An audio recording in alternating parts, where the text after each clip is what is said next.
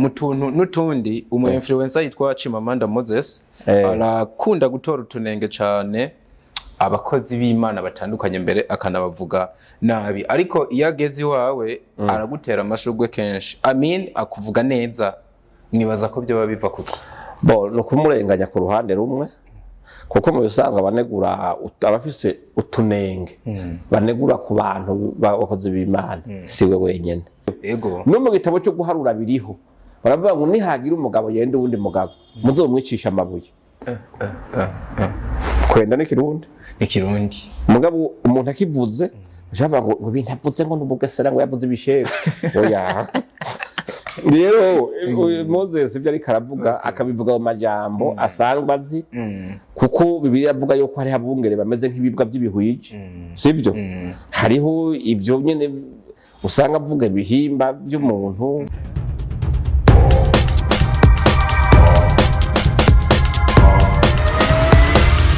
This is Flash TV, we shine to progress. Yes, tubaramutse ubugira kandi bakunzi ba Fresh TV 257 aho muherereye ku mpande zine z'isi. Twizere yuko mumeze neza natwe ibintu n'ubuki, ibintu n'umunyenga. Abo bitameze neza bisaba kwihangana mukazirikana yuko namwe ejo rugira azobibuka ibintu bikagenda neza. Ijwi wumva ni iryandikuriyo Leonce the son of God aka Diko all the way from Diko Media Entertainment all the way from Fresh TV 257. Iruhande zanje mari kumwe n'umusore wanje ariko arabimfashamwo yitwa Ireri. Ni muri kazi kacu ka buri munsi aho tubatemberera hirya no hino tukabazanira abantu n'abandi bamwe mu bantu bashobora gushikiriza ibintu bikomeye bibubaka na cyane ko mumaze kumenyera ko ibiganiro tubashikiriza ari ibiganiro byubaka bimwe mu biganiro utosanga ahandi. Uno muzi kongeye gutegwa iteka ridasanzwe kuri Fresh TV tubazanira umuntu mukunda muri benshi ariko kandi umuntu muri no minsi mufise byinshi mwumva yuko muba mubaza akabishura ko mudahari rero twahabashikiye ko mwadutumye ngo tubabere ijisho reka no munsi tubikore. Turakira mze Mbayahaga Isidore umukozi w'Imana umwe no mu bantu novuga bamaze guhindurirwa izina muri no mwanya muri kumuraba ikiganiro mutama tubakire. Murakoze. Mumeze neza nta gasonga n'amahoro. Ako kantu ngo nta gasonga mwarakavuze ejo bundi karavugisha abantu karishimwe cyane abantu baragakunda.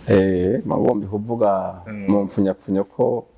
amagara yanje yifashe neza. Yego urumwe mu bantu bakunda kuvuga utuntu ugasanga n'abakiri bato baraduharaye imvugo ziba ziryohoye ukuntu mwiyeranja gute ngo mwamana amajambo mwe nayo ntavyo menya kuko jewe mvuga uko nsanzwe mvuga mvuga uko nakuze mvuga uko nyaga n'abandi ne kumvuga ntaco mpinduramo nuko nsanzwe mvuga kabisa. Mumeze neza ariko muri no minsi ibihe biriko birabatwara gute? Oya turashima Imana. Turashima Imana kabisa. Aho tugiye gukorera ikiganiro ni aho tubasanze novuga ku kazi aho musanzwe murangurira ibikorwa vya buri munsi nk'umukozi w'Imana ubwo ntibizohava bigongana n'ibyivuga butumwa mukaburira mukisanga mwaburiye akanya intama z'Imana. Kuba tasomye Bibiliya canke badatahura ijambo ry'Imana bo byumva uko muba mu bisanzwe Imana yavuze ngo nimukore zoheza ibikorwa by'amaboko yanyu hama mu byo mwimbuye no mu byo muronse mukorera ubwami bwanje. Urumva rero iyi ni impamba y'urugendo kuko birakenewe rero intumwa twibaza ko ari intumwa twoshira ko akarorero tukaraba ko tugira ikirenge mu cazo muzikomeye cyane twovuga Pawulo. Pawulo yanditse ibitabo 12 muri Bibiliya dusoma ariko yagiye mu ivuga butumwa incuro zitatu gusa ku buryo rero uwundi mwanya wose yawumara ariko ujisha amahema agafata umwanya wo kuyadandaza yamara kubika amafaranga akayategurira urugendo rw'ivuga butumwa akamutunga kongera akamufasha muri uwo murimo. Rero ni byiza yuko muzama dusanga naho dukorera kabisa mubone yuko iki jambo ry'Imana rivuga tugishira mu ngiro. Ariko hari n'abaheza bakagira impungenge bafatiye n'ubundi kubyanditswe bivuga ko nk'abaherezi wasanga baragiye kuba ku mashengero bakihebera igikorwa c'Imana hafi ubuzima bwabo bwose. Niyo aho hari mu miryango y'Abisirayeli kandi hari mu isezerano rya kera. Niho Imana yatoranije imiryango 11 yose yigaburira ibikorwa bakora umwe wese mu ngabire yamuhaye. Mugaca turanga umuryango w'Abalewi avuga ati mwebwe muzoba mu ngoro y'Imana gusa muze murasengera abantu abazanye bimazi mu bishikane ku gicaniro kuko atawundi murimo bigeze baha bace batungwa niyo miryango 11 usigaye. Ariko isezerano rya kera aho rivuyeho hakaza rishasha intumwa n'abavugishwa bubu siko bimeze. Rero turakora imirimo y'amaboko tukongera tugakorera Imana. Yego mwaritahuye urumva yuko mugenda munajana n'igihe novuga cuno munsi. Mu nkundire mbanze ndabakeze ku mabanga novuga amashasha muherutse kwinjiramwo.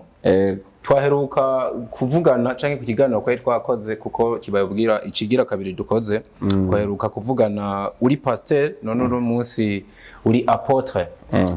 Mbega pastor na apostle batandukaniye ufatiye ku bikorwa bakora canke ku mabanga bajejwe? Ntibitandukanye cyane nkuko abantu bavyumva. Hari abantu bashobora kuvyumva gutyo bakumva umenga na mapete kakujya mu gisoda bavuga ati uno mu officier uni officier supérieur general de brigade na general furu siko bimeze. Mugabo ugiye kuraba mu ijambo ry'Imana bamwe Imana y'abatoranije ibaha ibango ryabo, bamwe yabageze intumwa abandi bavugishwa abandi abigisha abandi abungere. Rero abo bose mwese hagaze mu gishingo ciwe agakora ibango ryiwe nta usumba ubundi kuko nta utwara ubundi bose bakorera Imana nizo bahemba. Rero muri ico gihe mugiye kuvuga ngo mukuru ninde byoca bibacanga acangaruka hahandi kuri Saint Augustin mutagatifu Augustino nawe twasomera akaroro kiwe ngo yigeza kuja ku kiyaga ariko ariyumvira hagati y'Imana na mpwemu yera na Yesu mukuru wariwe biramuvanga-vangiramwo agasanga Imana data ari mu mwana umwana ari muri data mpwemu yera ari birabacanga. Uzi ikintu cabaye Imana yamurikiye mu marayika akana gatoya ngo karagenda kimba akanogo hafi y'ikiyaga sivyo bagaca atora igikombe akazaravoma ca kiyaga asuka muri ca kakanogo. Saint Augustin ngo aramwitegeza ati mwana ivyo ugira nibiki? Ati je nafashe umwanzuro yuko ntegeza kuvoma kino kiyaga kagihereza muri aka kanogo.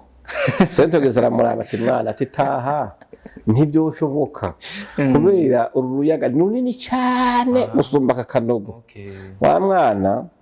kuko niyo misi yari yamuzanye acabwira Saint Augustin ati muta ateka dutahe twese nawe ngo utahe kuko ati Imana yacu ni nini ati n'ibyayo ni binini cyane kuburyo bitokwirwa muri ako gatwe kawe. Rero yahawe icigwa rero kuja kurondera ngo hagati ya bishop hagati ya pasteri ya apotre y'umuvugishwa y'umwigisha mukuru ninde bizobacanga. Mu bisanzwe novuga nkuko ariko urabisigura ukuri novugwa kuzwi cyane cyane mu bakristo mu mashengero hari novuga imihamagaro 5 niyo turafise abungere intumwa abigisha abavugishwa n'abavuga butumwa. Kubera iki kuri mwebwe kwisanga mu muce w'intumwa uno munsi mu gihe hano hanze bagufata nk'umwigisha adasanzwe? Bo jewe ubwambere hoho ndi musuko mwiza yubaha shebuja sibyo je Imana ni inkoresha kwishatse kankoresha ishaka. Hanyuma ikindi naco kuba umuntu yovuga ubutumwa akongera akavugishwa hari igihe binajana muri iyo mihamagaro 5 harabe Imana ihibiri canke 3 caye kabimugira byose. Mugabo muri ico gihe kuvuga yuko noba ndumwigisha adasanzwe ko bari kunteranya na mpwemu yera kuko nta muntu aba yitwa ko adasanzwe. Ariko abantu bose biraboneka mu hano hanze ku bantu bagukurikirana nabo ugenda wigisha abenshi baba bafise inyota yo guhora bumva ubutumwa muba. Imana bahezagire kuko ntaba ari jewe. Paulo yavuze ati jewe sinkiriho narapfuye ati muga ni Kristo ari muri jewe. Wo kurikirana mbaye haga gusa yo musanga nk'iyosanga mu bandi mugabe mpagaze imbere y'ishengero ntaba ari jewe bandi gikoresho Imana ibiri kirakoresha mpwemu yera abari karavuga. Iyo bishitse rero amajambo akayasiga amavuta akayasiga ubuki agashika mu mitima y'abantu akambara igikundira agakundwa burya ntaba ari jewe izina ry'Imana ryo rihabwa icyubahiro kuko jewe nta bafana Imana yampamagaye kuronde nta n'abakiriya ndiko ndaronde reka nta n'abanywanyi ndonde abo mpamagara bose ibyo mvuga byose mpamagarira abantu kurondera Imana. Ati rero novuga iyi mikwa ryanyu nka apostle ntitwohava tuvuga yuko ari ukwihamahamira canke ari abantu babigize ni muri ya ntumbero novuga y'umugambi w'Imana. Burya mu bisanzwe kuba apotre nari nsanzwe ndiwe kwabaye kubimenyesha abantu gusa ingabire hari igisebura ikajya habona kuko apotre atandukanye n'umuvuga butumwa umuvuga butumwa ashaka umuvuga butumwa mu rusengero aho mugiye amaze kuja mu mashengero 2 3 4 5 ugasanga tumigwa hirya no hino akarenga imbi bakagenda ajanye ubutumwa bwiza aba yamaze kwinjira mu muhamagaro wa apotre rero bansengeye canke ibyo muvuga byo kwimikwa si byo kuko yimayima ingoma oro na ingoma mu ishengero ingoma ya Kristo twebwe twarahamagara igikorwa kanaka gusa uravyumva mugabo jewe nari maze gushika ku mashengero agera ku majana na 17 maze kuvuga mu butumwa bwiza kandi mu gihe kitari gike muri ayo hari yo sanga rimwe ndarivuzemwo ubutumwa incuro 10 amajana 4 na 17 ayo ngaha ayo hanze ni Nazareth je nahavuze ubutumwa mu 2012 ego mwaragiyeyo yego hamandi yarija vomo hamwe bikira Maria yavomo niho nara urumva rero muri ico gihe iyo muhamagara wivuga butumwa wa apotre nari ndawufise rero kwabaye kwemeza abantu gusa kugira ngo abantu babishingira intahe kujya mwabibonye ariko n'ahandi hoho Imana yerekanye cyari gihasanzwe. Iyi mikwa ryanyu risa n'iryabaye mu buryo novuga butandukanye nubwo abandi ba apotre tumenyereye kuko hari imigirwa twagiye turabona handi itandukanye nko gusukwa k'amavuta amahembe mu rushengero n'ibindi bintu baba bitwaje n'intebe z'ivyubahiro ziba ziboneka mu buryo novuga butangaje ariko mwebwe zisize inzahabu yego hari naboneka zimeze nk'izisinzi zahabu ariko mwebwe mwabikoze mu buryo novuga bworoheje ntikwigeze tubona mwene ivyo bintu kubera iki mwebwe mutashimye kubikora nkuko abandi babikora. Ubwambere ho gusuka kw'amavuta muri Bibiliya ugiye kuraba ku ntumwa za mbere nta ntumwa yigeze gusuka kw'amavuta kuva kuri ba Petero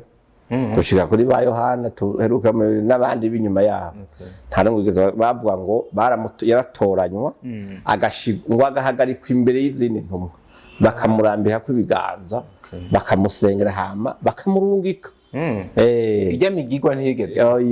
ntayo muri zezerano cyo zurabe nta n'umwe bashyize ko amavuta hama ikindi cya kabiri igituma ntapfukamye Bibiliya ijambo ry'Imana dusome igihe Petero yaje kwa Korneliyo Korneliyo yaje gupfukama imbere y'intumwa yitwa Petero atumwa n'Imana nga Petero amubwira ati va hasi ntumpfukamire kuko je ndi umuntu nkawe rero nta na hamwe havuga yuko basenga ngo bapfukamye nico gutuma je nama ngomba kuvuga nta kidasanzwe kirimwo ahubwo abantu bakwiye kuraba bagashira mu ngire ijambo ry'Imana ico rivuga ntibaje kurenza ko ngo bakora ibintu vyerekana yuko umenga bo baje ari mu buryo budasanzwe nk'ivyo muri ko muravuga ko abantu speciale nta ntumwa speciale iriho imwe yose ko yahamagawe n'ikoro ko Imana yamuhamagaye n'ahandi hoho abantu bose imbere y'Imana ibafata kumwe bivana umuhamagaro yabahaye gusa ntibazohembwa cyo kimwe kuko uwakoze akagendera mu muco agakora ibikorwa byinshi akagirisha akaryinshi tazokwambara ibitsibo bisa n'ibyo umuntu yakoze nk'umuntu harimo bateri faible kuko hari abantu mu gukora ikintu umenga n'imodoka irimo byose barashitura uringinga urabyumva rero muri ico gihe nta kuvuga ngo ujya ngo ni ntumwe speciale yego nibyo muri Bibiliya y'icongereza haravuga yuko ari special messenger mugabo ni umuhamagaro ubu special si umuntu aba special urabyumva aho hantu kabisa harakomeye kuko ubutumwa busumba intumwa ubutumwa busumba intumwa yego kuko umuntu arapfa mugo ubutumwa bwo bugumaho rero kiba special gikwiye kuba ubutumwa ntikibe intumwa ubutumwa busumba intumwa kabisa Nibaza yuko abakunzi bacu badukurikiranye ni benshi baba ariko barabyumva ubona yuko bari bafise inyota nini cyane yo gusubira kumva ijwi ryawe nyuma ndahari ya byinshi byagiye biravugwa n'amakritika atandukanye noneho wa mugabo avuye mu bupasiteri wa apotre ati bamucunge neza niyo mpamvu nifuza ko umutwi amucunge neza yego ari nayo mpamvu nifuza ko mutwishura kuri kino kibazo cagiye cibazwa na benshi batandukanye mu kiganiro waduhaye caciye wanashaka hano kuri TV yacu Fresh TV TV dukunda cyane mwaramaze no kuyimenya ariko mwari mwatwemereye ko muzotuvuga umunsi umwe nikwigeze kumva mutuvuga nabwo genda bavuge hari benshi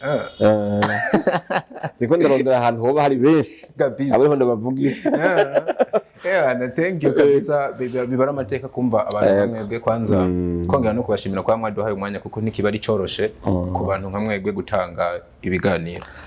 nta mezi ane arahera utubwiye ko ibintu by'aba apostles n'abadadi ari amatitre biyiha kugira baboneke nk'abadasanzwe novuga muri societe none nawe novuga waraye ugeze ikirenge mu cabo bantu Imana ibindinde Imana ibindi nishatse kuvuga ko namwe mwateye intambwe yo kwitwa apotre canke intumwa kuvuga ko namwe muje mufise intumbero itandukanye niyo babandi Yesu Kristo yababwiye abantu avuga ati mu minsi ya nyuma mu minsi y'iherezo hazokwaduka benshi bamwe bazokwita intumwa abandi bita bavugishwa n'Imana kandi mugabo bazanye ibinyoma gusa ati rero kugira mumenye abiwanje muzobarabira ku ngeso zabo ni wabona umuntu yitwa intumwa avuga ubutumwa agafata Bibiliya mu minwe ikiganza cyafashe Bibiliya cyayire kure kaje gukora amabere y'abagore atari gwiwe sibyo uri kwanyuma kaje gukaba mu majipo y'abandi urumva ico gihe biratandukanye nagombye kuvuga yuko hari abantu biha ibintu biremereye cyane tushobora kubuvuye no munsi mu kabare gucuje kuvuga ngo nitwe intumwa sibyo kuko nibyo uvuga byo apotre canke byo bishop hari abahamagarwa bishop batarigera basengerwa muri iryo bango ryo bishop baravyihaye hamishingiro rabimenyera rabibita nabandi usanga bati genda intumwa kugira barabe ko bokwemerwa mugabe igihambaye ni kimwe ico kwita cyose nubwo abantu bokikwita ariko binyuranye n'ibyo ibikorwa ukora bikwita kabisa zicaze bingorana rero abantu bafise amaso y'Imana ntibarunguruka amatitre gusa barunguruka ingeso zabo kabisa ngira muri buka nimba mwari muhari harya ndiko nafata ijambo nshima narabivuze ndavuga nti kuba mutwise ibi sivyo bihambaye hamwe ingeso zacu zitobikonfirima ngo zerekane ko turi intumwa turi n'ababishop muzoba twakoze bisanzwe ibintu byo mwisi umugabo uko biri kose tube icimana itugize tituje kugomba kwita ikindi itatwise nibyo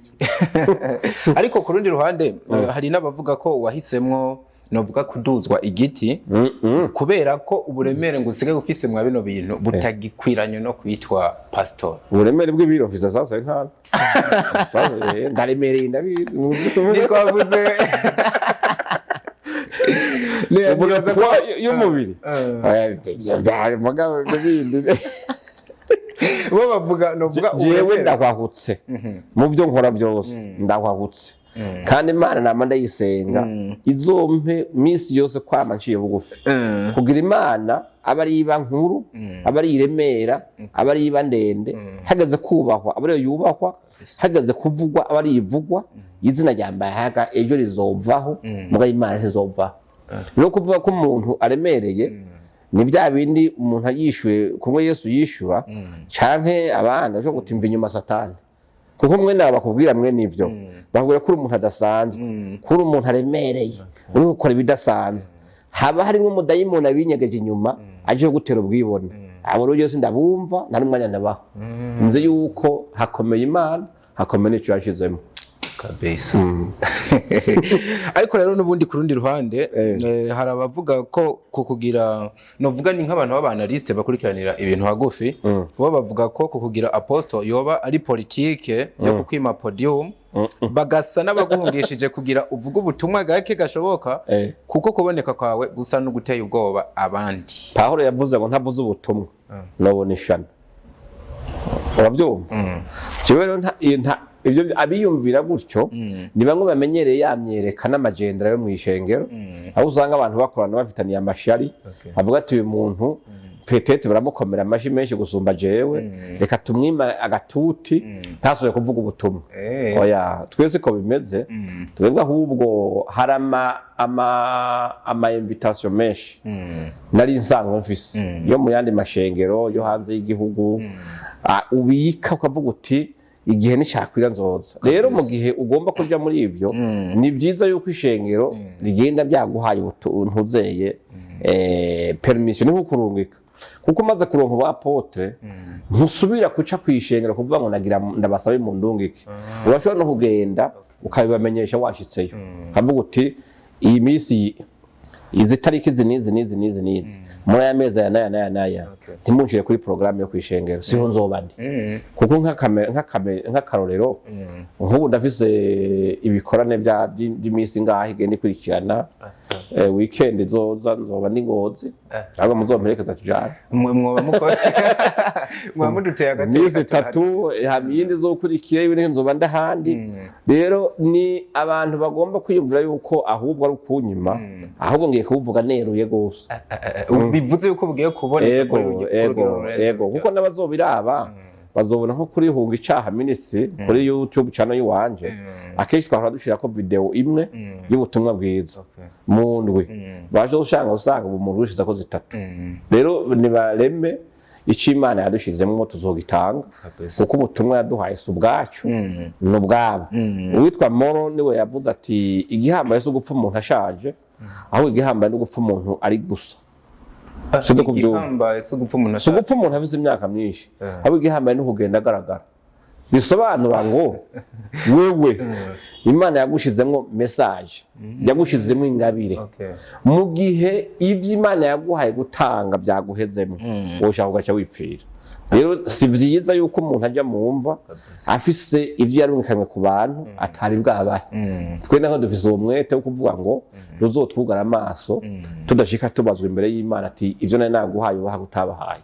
Rero uwo mwete turawufise tuzobuvuga ku murango tuvuge mu ijoro kukabe nkako abari bahari kiyagiye baravuze ngo ubu rero novuga uraguwe haguruka kwira amahanga kuko akazi kawe gasa nakaguse gose. Yego abatahura ibango ry'ubuapotre baca bumva ahubwo ko imirimo y'ubutumwa igiye kugwira. Ivyo ababivuga n'abadatahura ngo bamenye mission y'umuapotre icarico. Unovuga dusa n'abarangiza na cane ko twari twanabafatiranya kanya ntikabari kirenga mu tuntu n'utundi umu influencer yitwa Chimamanda Moses arakunda gutora utunenge cane abakozi b'Imana batandukanye mbere akanabavuga nabi, ariko iyo ageze iwawe aragutera amashurwe kenshi. Akuvuga neza mwibaza ko byo babiva kuki? No kumurenganya ku ruhande rumwe kuko mu bisanga banegura abafise utunenge banegura ku bantu bakozi b'Imana siwe wenyene nawe uwo kubaza ntubuza abo maze kunegura bari gusa wabuze iryo shaka n'uwo mutima wo kurinda ngo bivuge nkuko abivuga. N'ahandi ho ivyo avuga nta mwasi je ndumva avuga ngo nakandamugiza umwasi avuga ibitagenda neza sivyo ivuze ngo wowe gutera amashurwe kumbura mfise amahirwe ko atarabona nanje ico yonkeburako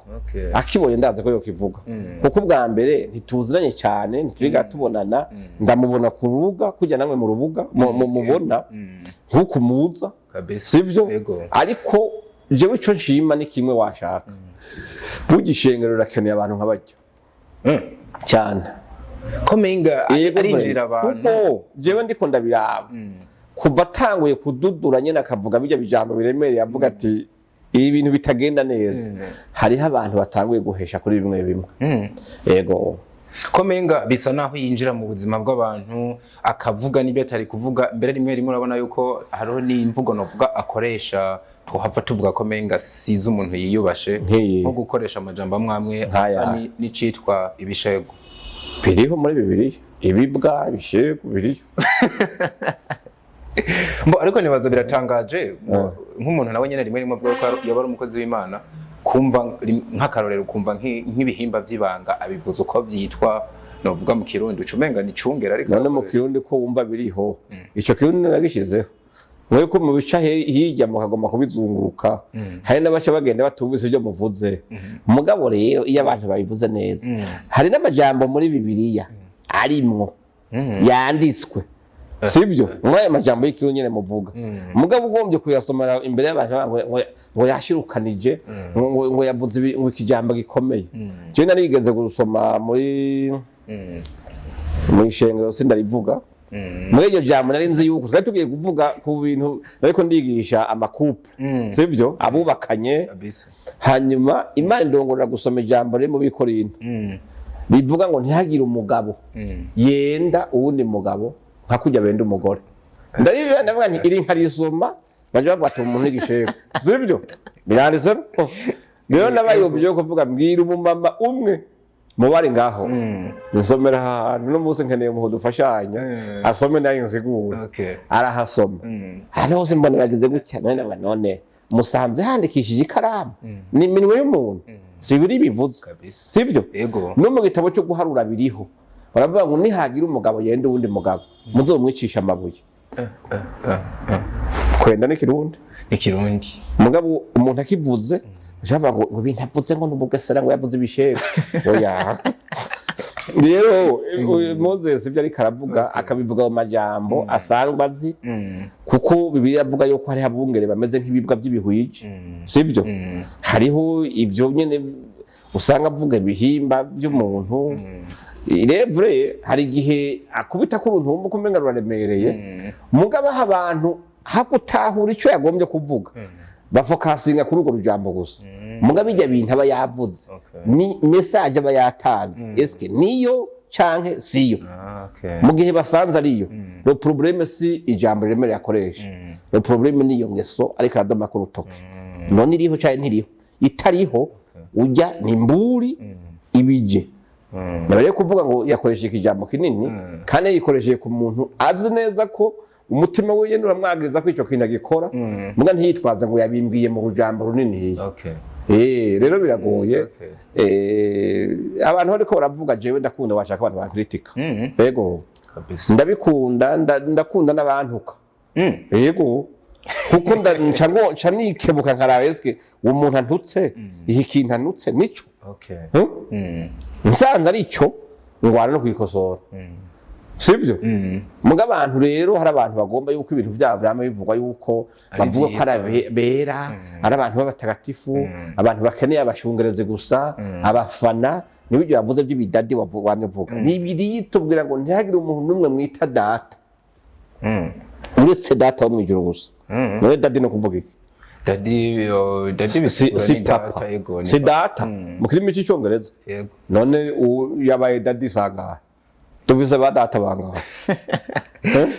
twigeze gukorana ikiganiro kuri Fresh TV kiriko n'uwitwa Apostle King Diedone bakunze kwita dadi mu rushengero rwiwe atubwira ati rino jambo nuko abantu bahise babiha uburemere budasanzwe byaca duhakarero kuri mwebwe ati je burya ico gihe wari ukiri pastor ati na pastor mbaye hageze dore burya duhuye jewe sinamuvuga mwizera no muhamagara papa ati ni nka kujya n'ubu n'umugenzi washaka gukora ikintu kidasanzwe cyangwa umuntu umwubaha ukavuga ati papa wewe niyo nsiguro abi bo ibyo birashoboka mu ndero y'ikirundi iyo umuntu umuruta akaba yararezwe akwita papa sibyo no gutabarise akwita umuvyeyi sibyo mugahagaze mu by'ijambo ry'Imana kirazira ko witwa daddy ngo witwa daddy w'ishengero nimba hari umuntu yakwize daddy kubera kubashe sibyo mugabe bitari mu ntumbero y'impemu kuko data mw'ijengero numwe wigene urabyumva mugabo na jewe ndafise abana nko kwishuri nk'abana biga nabi wanje banyita papa banyita tonto muyomba iki ni ibintu byo kuba mugabo ico aba ariko baravuga hari abantu bitwa vyidadi sivyo aca agenda no mu rusengero akamanika y'igifoto ciwe kinini sivyo ego no kwibarabara kuri pankarate niwe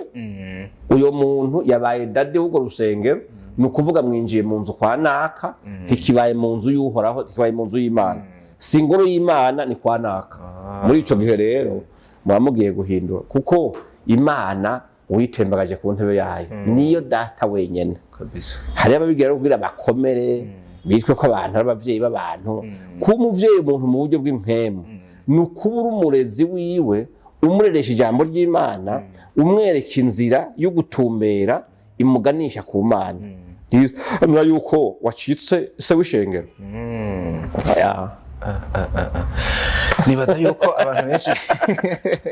bafise amakenga kuri kino kintu baba bacumbise cyangwa byakunda nk'umukozi w'Imana wana Apostle Mbaye haga urafise akajambo kamwe canke tubiri watekerera bariko baradukurikira aya matuka heza hunga icaha bahunge icaha yego ahejeje bavuze akajambo kanyu yego no babwira hunga icaha tubashimira cyane kwa mwaduhaye kano kanya Imana ibahezagire yego sawa